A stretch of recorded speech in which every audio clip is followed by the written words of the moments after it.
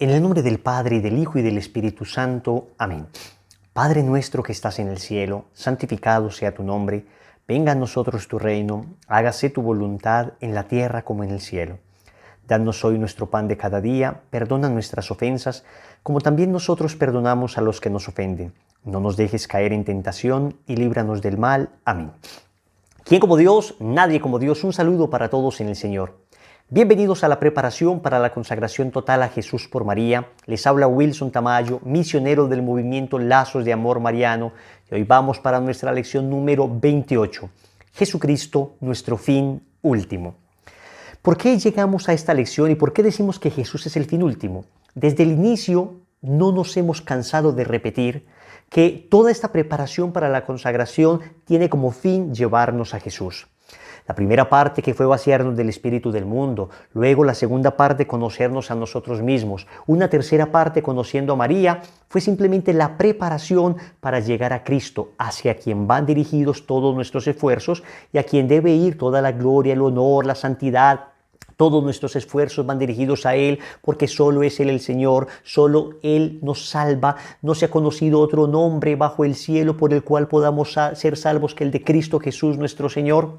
Está perfectamente claro que nosotros vamos a Jesús por medio de María, pero es a Jesús a quien vamos, no nos quedamos en María.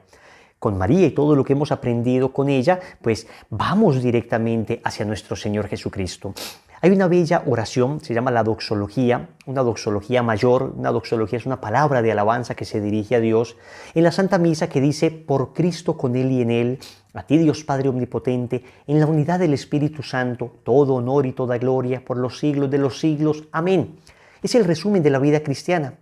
Todo lo hacemos por Cristo, con Él y en Él. Cuando decíamos que nos unimos a María, por María, con María, para María y en María, era para unirnos más perfectamente a Jesús, por Jesús, para Jesús, con Jesús, en Jesús. Es decir, María como medio para llegar a Cristo. Entonces, con Cristo tributamos la gloria que merece el Padre Celestial en la fuerza del Espíritu Santo. Es importante, y no nos cansaremos de repetirlo, es importante comprender que nuestra Santísima Madre ha sido la criatura más estrechamente unida a la Santísima Trinidad. Es la hija predilecta del Padre, porque ¿quién como ella obedeció la voluntad del Padre, diciendo: he aquí la esclava del Señor, hágase en mí según tu palabra? Fue absolutamente dócil, fiel a lo que Dios le pedía. Es la madre admirable del Hijo. ¿Y qué otra criatura puede decir que es madre del Verbo eterno del Padre? ¿Qué otra criatura puede tener tal relación con el Verbo eterno del Padre, tal vínculo con Jesús? Y devocionalmente se la ha llamado también esposa del Espíritu Santo. El Concilio Vaticano II la llama sagrario del Espíritu Santo. Ese título, esposa del Espíritu Santo, es un título dado inicialmente por San Francisco de Asís. Es un título devocional, no se puede entender en sentido literal, en sentido estricto, sino que es un título devocional. Aparece por primera vez en el oficio de la Pasión del Señor, compuesto por San Francisco de Asís, que rezaba así: Santa Virgen María, no ha nacido en el mundo ninguna mujer semejante a ti, hija y esclava del Altísimo Rey y Padre Celestial, Madre de nuestro Señor Jesucristo, esposa del Espíritu Santo, ruega por nosotros junto con el Arcángel San Miguel y todas las virtudes del cielo y con todos los santos ante tu Santísimo Hijo amado, Señor y Maestro. Obviamente es una figura que remite precisamente a el desposorio que hay entre el alma fiel y el Espíritu Santo. De alguna manera es un desposorio que todos tenemos, y los santos han entendido estas figuras tomadas del libro del Cantar de los Cantares, de el alma enamorada de Dios, Dios que busca a su esposa. Pero en la Santísima Virgen María esto se dio de una manera del todo singular. Si ese desposorio que ocurre entre el alma y Dios produce a Jesús en nuestra vida, ese desposorio entre el alma y el Espíritu Santo produce a Jesús en nuestra vida, pues es que literalmente el desposorio entre la Santísima Virgen María y el Espíritu Santo pues produjo a Jesús en la humanidad, es decir, trajo a Jesús a la humanidad. El Espíritu Santo cubrió con su sombra a la Santísima Virgen María y esto nos trajo al Mesías.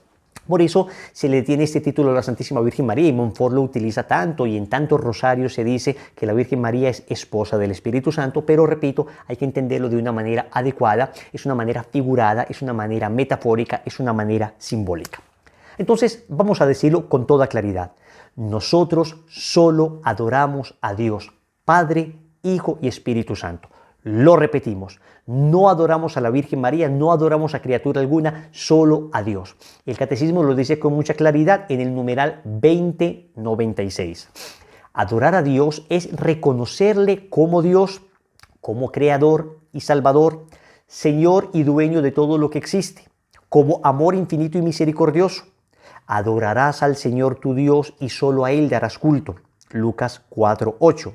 Dice Jesús citando el Deuteronomio 6:13. Entonces, ¿reconocemos nosotros a la Virgen María como diosa? De ninguna manera. No hemos dicho una sola vez esto. Al contrario, hasta el cansancio hemos dicho que la Virgen María es criatura. ¿La reconocemos entonces como nuestra Salvadora? De ninguna manera. Hemos dicho que su sí nos trajo al Salvador, pero Cristo es el Salvador. ¿La reconocemos a ella como la dueña de todo lo que existe? De ninguna manera. Hemos dicho que ella se humilló y que el Señor la hizo reina de la creación. Es decir, no que ella es dueña de la creación, sino que el Señor, rey y dueño de la creación, la ha constituido a ella como reina de la creación. Entonces, nosotros tenemos perfectamente claro quién es Dios, a quién se debe adorar, y quién es María, a quién se debe venerar. Eso vamos a verlo más adelante. Pero cuidado entonces con la palabra adoración. Es cierto que muchas veces en nuestro lenguaje utilizamos mal la palabra adoración. Y entonces, claro, muchas veces decimos adoro a la Virgen, pero no queriendo decir que la Virgen María sea una diosa a quien tributamos un culto de latría, que se llama teológicamente ese culto de adoración, sino como para decir es que la queremos mucho. De hecho, una de las definiciones que tiene el diccionario sobre la palabra adoración es un amor extremo hacia algo, ¿no? Pero técnicamente hablando, es incorrecto utilizar la palabra adoración como sinónimo de la palabra amor, porque la palabra adoración debe ser reservada exclusivamente para Dios. Todo lo demás podemos decir que nos gusta mucho, podemos decir que nos encanta, pero no es correcto decir adoro a mis hijos, adoro la playa, adoro a mi familia. No. Adoro a la Virgen, no. Lo quiero mucho, la amo, la respeto, la venero, pero nunca la adoro. Para entender eso entonces, distingamos 4 tipos de culto que en la iglesia se tributa. 4 tipos de rendir culto, o sea, 4 tipos como de servicio que se conoce en la iglesia. El primero se conoce con el nombre de latría. ¿A qué le suena esto? Idolatría, ¿eh? ¿Y qué es idolatría? Está compuesto por 2 palabras. Idolatría es ídolos y latría es adoración a los ídolos. Entonces, la latría sola significa adoración. En psicología se habla, por ejemplo, de egolatría. El ego es el yo y el ególatra es el que se adora a sí mismo. Todo eso es simplemente idolatrías, ¿no? Y se puede adorar otros dioses, se puede adorar las cosas, se puede adorar la propia voluntad. Todo eso son idolatrías ajenas a la fe cristiana. Nosotros la latría la rendimos única y exclusivamente a Dios. Ya lo leímos. Adorarás al Señor tu Dios y solo a Él darás culto. Lo dice el Señor en Lucas 4:8, precisamente recordando el pasaje de Deuteronomio 6:13. Entonces, ¿a quién adoramos? Al Padre, al Hijo y al Espíritu Santo. Bien, pero existe otro tipo de culto llamado hiperdulía. Dulos en griego significa siervo. Entonces la dulía es como el servicio. Una hiperdulía sería la palabra hiper, saben ustedes que se utiliza cuando se quiere decir que algo es enorme, lo más grande. Entonces la hiperdulía sería básicamente la veneración más grande que se puede tributar en la iglesia. Adoración solo a Dios, pero veneración, la veneración es un culto de respeto, de admiración, de imitación, que se puede tener incluso a personas en la tierra que se llaman venerables, es decir, personas muy buenas, muy doctas, y humanamente se utiliza incluso mucho esta expresión, es un venerable anciano, como para decir, es una persona digna de respeto. Entonces la veneración no es igual a la adoración, porque no se tributa a alguien que se le considera Dios, sino a alguien que se le respeta profundamente. Entonces, el mayor culto de veneración que se tributa en la iglesia es el culto a la Santísima Virgen María. Entonces la hiperdulía, que significa máxima veneración, se tributa a la Virgen María. ¿Y por qué se tributa a la Virgen María? Pues señores, porque ella misma dijo que así sería. Ella lanzó una profecía en Lucas 1:48 al decir, por eso desde ahora todas las generaciones me llamarán bienaventurada. ella profetizó que todas las generaciones la llamarían bienaventurada, porque ella era súper, digamos, ella misma se consideraba como súper, no.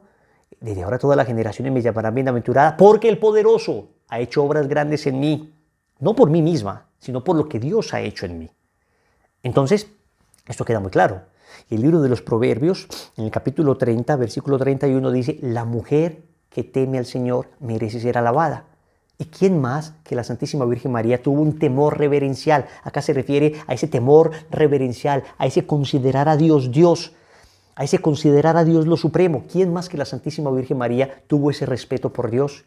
Y si cualquier mujer que teme al Señor merece ser alabada, pues con más razón la Santísima Virgen María merece ser alabada, no adorada. Alabar distinto a adorar. Se puede alabar, es reconocer las cualidades de alguien, ¿no? Uno puede alabar las virtudes de una persona, desde la Santísima Virgen María, por supuesto, pero adorar solo a Dios. Entonces, primer culto, latría. Segundo culto, hiperdulía. Tercer culto, protodulía. Protos en griego significa primero. Entonces, primera veneración. Después de la Santísima Virgen María, ¿a quién se le da la primera veneración? A San José. La Iglesia tiene un culto propio a San José. Ya hemos hablado del querido José y de cuánta devoción debemos tenerle. Miren lo que dice el Evangelio de Mateo, capítulo 1, versículo 19. Dice que su marido, el marido de la Virgen José, era un hombre justo. Y la palabra justo en la Biblia significa santo. Justo es el que cumplía a cabalidad la voluntad de Dios. Justo en la Biblia es igual a santo. La Biblia misma reconoce a San José como un hombre santo. Por eso se le debe tener un especial cariño y nosotros lo consideramos además como el patrono de la Iglesia, el patrono de nuestras necesidades. Hay una práctica muy linda, es la novena a San José, pero hay otra bellísima que se llama los 7 domingos a San José. Les cuento como experiencia que mi esposa y yo, cuando empezamos nuestro proceso de discernimiento para saber si nos hacíamos novios o no, porque queríamos hacer todo conforme a la voluntad de Dios, hicimos los 7 domingos a San José. Durante 7 domingos, la pueden encontrar en internet, es una devoción bellísima. Uno hace unas oraciones a San José pidiendo el discernimiento para saber si esta es o no la mujer de mi vida, digamos. Inicialmente para empezar un noviazgo. Después, cuando decidimos casarnos, volvimos a hacer los 7 domingos de San José, encomendando nuestra relación al querido San José y diciéndole: si esto no es lo que Dios quiere, querido San José, por favor, intercede para que esto se dañe. Pero si esto es lo que Dios quiere, querido San José, cuida nuestra relación. Y bueno, y sí que la ha cuidado San José. Siempre ha estado San José en el corazón de nuestra familia. Entonces vamos a ver, latría, adoración a Dios. Hiperdulía, veneración, máxima veneración a la Virgen. Protodulía, primera veneración a San José. La primera, después de la Virgen María, al primero que se tributa veneración es a San José. Y finalmente existe la dulía, solo, sin hiperdulía y sin protodulía, la dulía, que es propio el culto de los santos. Es una veneración a los santos. ¿Y por qué podemos venerar a los santos y a los ángeles? Mire lo que dice el libro del Apocalipsis, capítulo 8, versículos del 3 al 5. Estamos en el cielo, en la liturgia celeste, y dice: otro ángel vino y se paró delante del altar de los perfumes con un incensario de oro. Está el Apocalipsis hablando de, haciendo un símil entre lo que ocurría en el lugar llamado Santo de los Santos, en el templo de Jerusalén, donde estaba la presencia de Dios, y entonces dice, este símil es más o menos lo que ocurre en el cielo. Entonces se para ante el altar de los perfumes y del incensario de oro. Se le dieron muchos perfumes, las oraciones de todos los santos que iba a ofrecer en el altar de oro colocado delante del trono.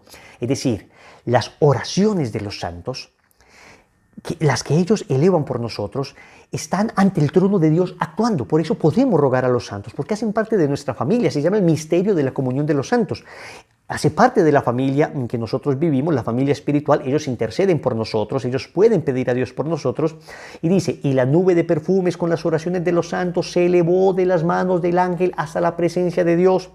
Después el ángel tomó su incensario, lo llenó con brasas del altar y las arrojó sobre la tierra. Hubo tremendos truenos, relámpagos y terremotos. Lo que nos está diciendo acá el libro del Apocalipsis no es lo que sucederá ya al fin del mundo. No. Todavía hay gente en la tierra. El libro del Apocalipsis nos está diciendo que mientras hay personas en la tierra, las oraciones de los santos tienen efecto sobre la tierra. Por eso debemos ser devotos de los santos. Cada cual tiene su santo de devoción. Yo te recomiendo que te vas enamorando de algún santo. Yo quiero mucho, por ejemplo, a Don Bosco. Amo a Don Bosco bastante. Don Bosco ha sido muy especial para mí. Cada cual tiene su santo de devoción. El que más se identifique con su carácter o el que menos se identifique con su carácter, precisamente para lograr imitarlo. Entonces, digamos, hay algunos que tienen carácter muy fuerte y están siendo muy devotos de San Francisco de Sales, el santo de la amabilidad, pidiéndole a ese santo su intercesión para lograr hacer dócil el carácter. Entonces, pidámosle a la Virgen que nos ayude a conocer la vida de los santos y a enamorarnos. Entonces, 4 cultos. El culto de latría, ¿a quién? A Dios. Latría, adoración a Dios. El culto de hiperdulía, máxima veneración, ¿a quién? A la Virgen María. El culto de protodulía, primera veneración, ¿a quién? A San José. El culto de dulía, veneración a los santos. O sea que cuando alguien venga a decirte, es que ustedes los católicos adoran a la Virgen María, tú le dices, no, mira, nosotros no adoramos a la Virgen María. El culto de latría es un culto referido exclusivamente a Dios. Nosotros a la Virgen la veneramos con un culto de hiperdulía. Y entonces esa persona que cree que tú sabes griego va a salir asustada y va a decir, yo con este no hablo que sabe tanta teología y tanto griego, y se va. Es una manera de decirte, es bueno que tengas algunos elementos, para que vayas sabiendo qué es exactamente lo que creemos como iglesia. El culto entonces que nosotros tributamos a Dios es un culto distinto del que tributamos a la Santísima Virgen María. El Catecismo de la Iglesia Católica en el numeral 971 hace un resumen perfecto del culto que le tributamos a la Virgen. Ya vimos que el Catecismo nos enseñaba que a Dios lo adoramos. Ahora, a la Virgen, ¿qué culto le tributamos? ¿En qué consiste esta hiperdulía? Numeral 971, y apréndetelo de memoria. La Santísima Virgen es honrada con razón por la Iglesia con un culto especial. Claro que hay un culto especial, el de hiperdulía. Y en efecto, desde los tiempos más antiguos se venera a la Santísima Virgen con el título de Madre de Dios, bajo cuya protección se acogen los fieles suplicantes en todos sus peligros y necesidades. Estamos diciendo que esto no es nuevo. Desde el siglo I ya están los cristianos venerando a la Santísima Virgen María. Tenemos oraciones de los cristianos dirigidos a la Madre de Dios. Este culto, aunque del todo singular, es esencialmente diferente del culto de adoración que se da al Verbo encarnado, lo mismo que al Padre y al Espíritu Santo. Ya lo hemos dicho. Latría al Padre, Hijo y Espíritu Santo, y hiperdulía a la Santísima Virgen María. Dice, pero lo favorece poderosamente. Es decir, venerar a la Virgen María favorece el culto de adoración a Dios. Encuentra su expresión en las fiestas litúrgicas dedicadas a la Madre de Dios, en la oración mariana como el Santo Rosario, síntesis de todo el Evangelio.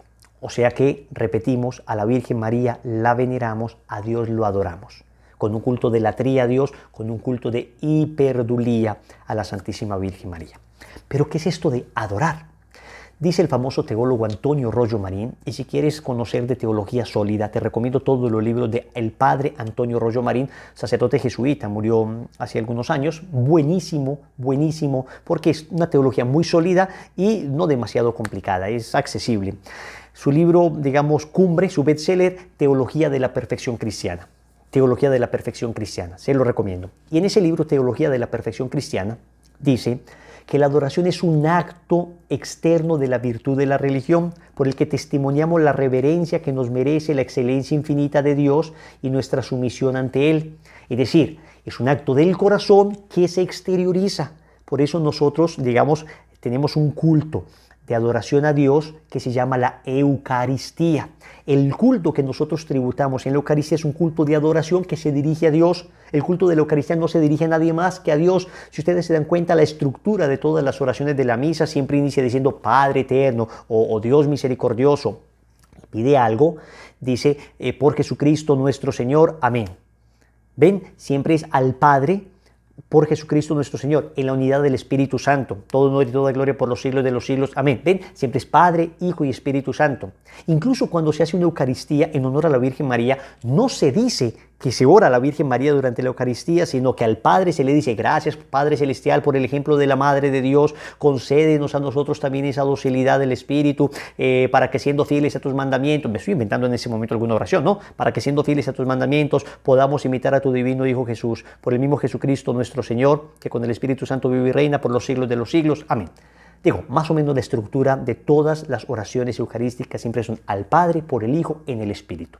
Bien, esto quede claro. El culto eucarístico, que es el máximo culto de adoración que damos a Dios, se da al Padre, al Hijo y al Espíritu Santo. ¿Qué dice la Real Academia Española sobre la palabra adoración? Dice: reverenciar o rendir culto a un ser que se considera divino. Entonces, por su propia definición, la adoración es el culto que se da a quien se considera divino. ¿Por qué no adoramos a la Virgen María? Porque no la consideramos un ser divino, la consideramos una criatura humana. El culto que se da a Dios, adoración. El culto que se da a una criatura, acá, veneración. Veneración. ¿Cómo se expresa entonces esta adoración que tributamos a Cristo, al Padre, al Hijo y al Espíritu Santo? Pues se expresa en primer lugar anunciando a Cristo. Nosotros anunciamos a Cristo. Todo lo demás que anunciamos es en relación a Cristo. Y nada tiene sentido si no es en relación a Cristo. Dice el Catecismo en el numeral 427. Es claro entonces que el centro del anuncio cristiano es Jesucristo nuestro Señor. Se enseña es a Cristo, el Verbo encarnado e Hijo de Dios, y todo lo demás en referencia a Él. Esto es, hablamos de los santos porque imitaron a Cristo. Hablamos de la Virgen María porque es la Madre de Cristo. Hablamos de la Eucaristía porque es el cuerpo de Cristo. Hablamos de la Iglesia porque es la esposa de Cristo. Hablamos de el Padre, Hijo y Espíritu Santo, la Trinidad Santísima. Todo es por Dios, por la Trinidad. Dice un documento bien lindo del Papa Pablo VI que todos los evangelizadores deberían leer y conocer. Se llama la Evangelii Nunciandi, el anuncio del Evangelio.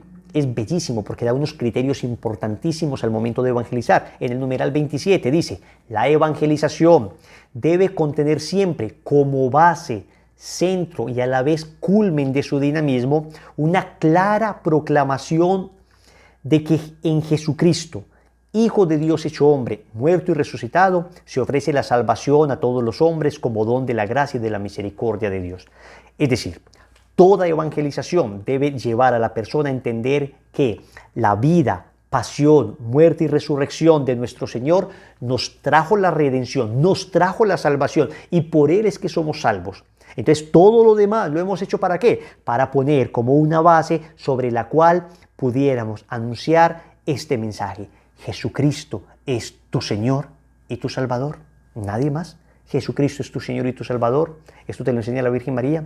Con ella nos postramos ante Él a adorar a Jesucristo como Señor y Salvador. Dice el Catecismo nuevamente, numeral 426.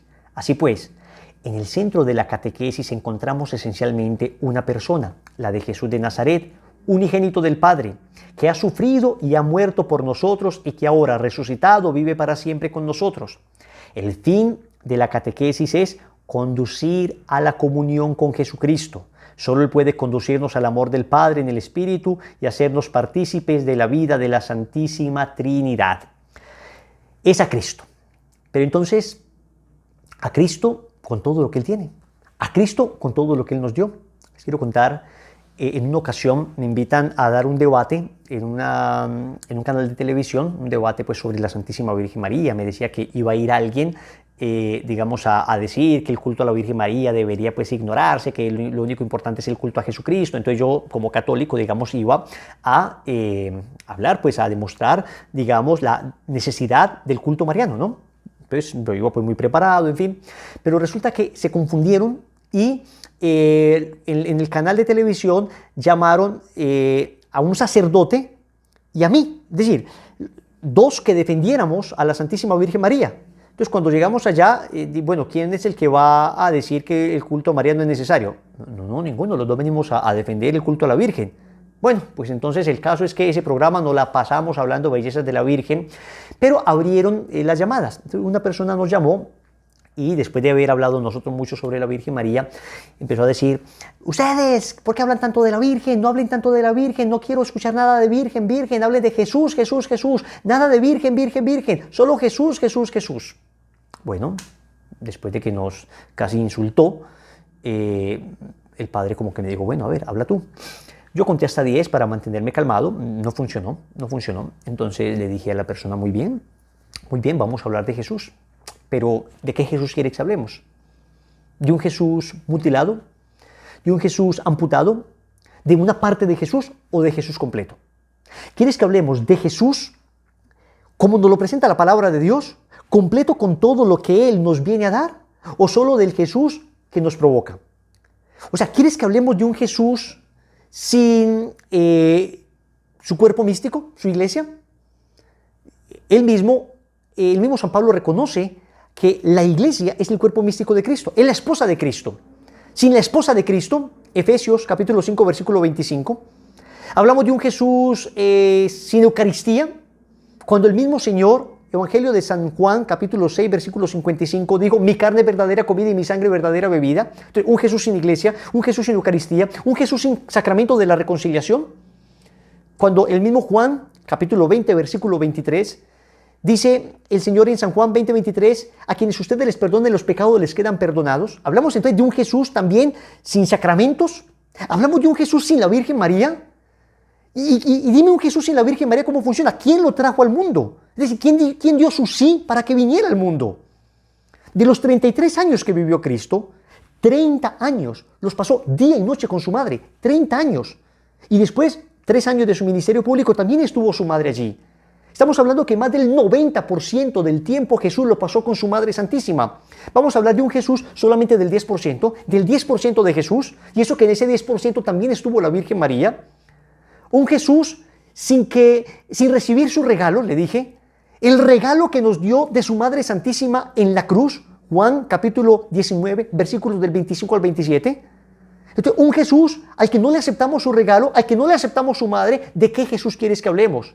Un Jesús sin iglesia, sin María, un Jesús sin Papa, un Jesús sin Eucaristía, un Jesús sin nada. ¿Qué queda de Jesús entonces? ¿Qué queda de Jesús? ¿Cómo vamos a decir? Vamos a hablar de Jesús, pero quitemos todo lo que Jesús nos ha dado, quitemos todo lo que no nos gusta de Jesús. No, hablemos de Jesús completo, tal como nos lo presenta la palabra. Y no estoy bravo, les dije. Y no estoy bravo. Un poco apasionado, pero no estoy bravo. Obviamente, la llamada, nadie respondió en la llamada. Pero, bueno, les cuento esta anécdota para decirles, es que cuando hablamos de Jesús, hablamos de un Jesús completo. Un Jesús completo. A Jesús con su madre. A Jesús con su Eucaristía, a Jesús con su iglesia, con su esposa que es la iglesia, a Jesús con todo, con todo. Y por eso es a Él y todo lo relacionado a Él. Y todo lo relacionado a Él. Entonces, que quede perfectamente claro, todo es a Cristo. Y todo lo que nos lleve a Cristo, bienvenido. Todo lo que nos aleje de Cristo, entonces lo rechazamos nosotros también.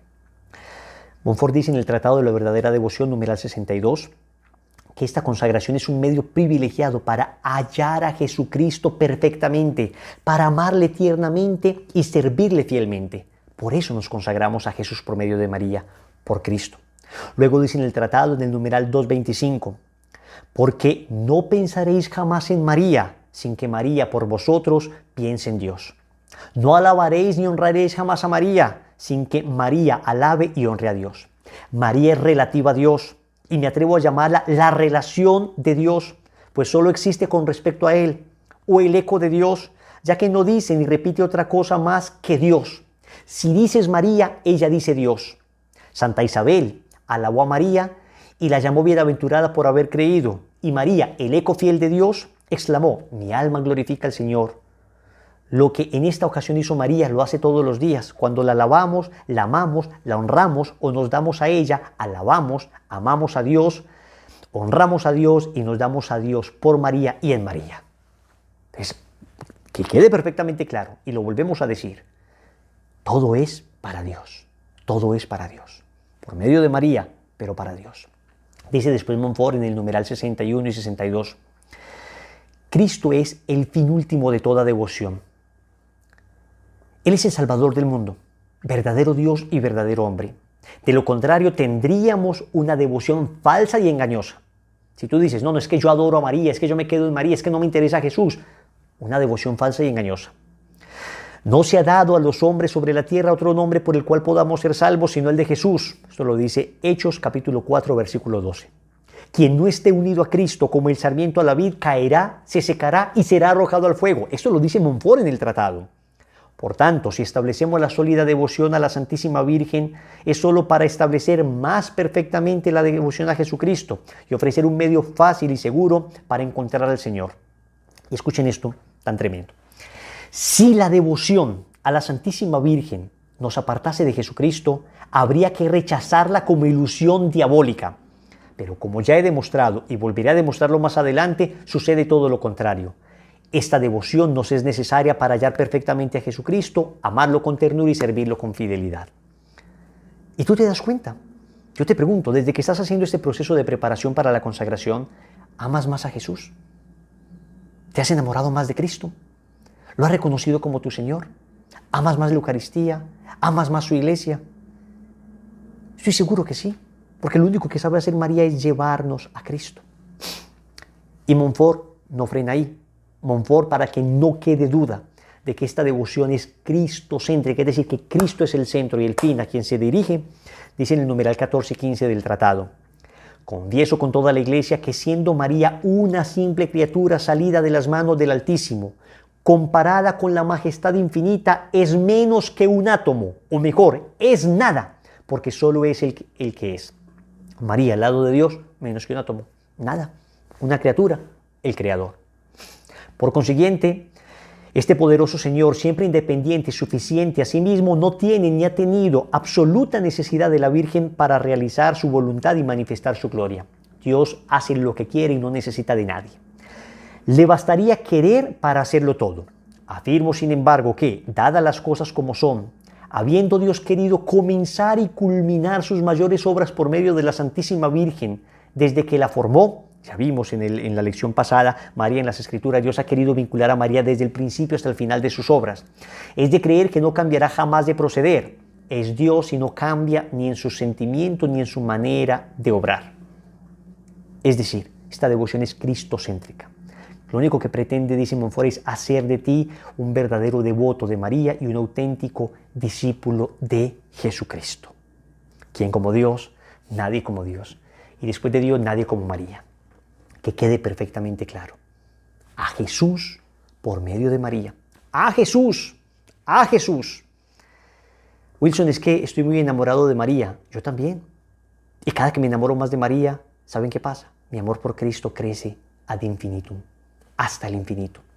Crece en mí el hambre de Eucaristía. Crece en mí el deseo de leer la palabra de Dios. Crece en mí el deseo de reconocer a Jesucristo como mi Señor y mi Salvador. Porque es que viendo a María tan enamorada de Cristo, viendo a nuestra Madre que lo único que sabe es hablarme de Cristo, que lo único que sabe es señalarme a Cristo, que lo único que sabe es adorar a Cristo, entonces yo no quiero hacer otra cosa que amar, adorar y reverenciar a Cristo nuestro Señor junto con mi Madre Santísima. Vamos a decirle al Señor